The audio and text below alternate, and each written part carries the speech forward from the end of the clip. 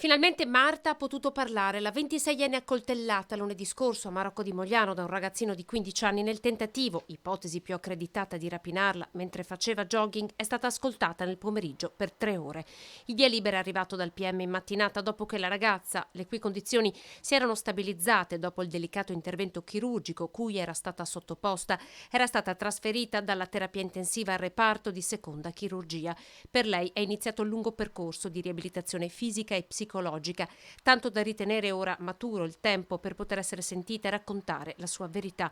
Solo Marta potrà confermare il capo d'accusa della tentata rapina. Come è andata veramente quella sera? Che cosa le ha detto quel ragazzino quando si è avvicinato? In che momento ha estratto il coltello?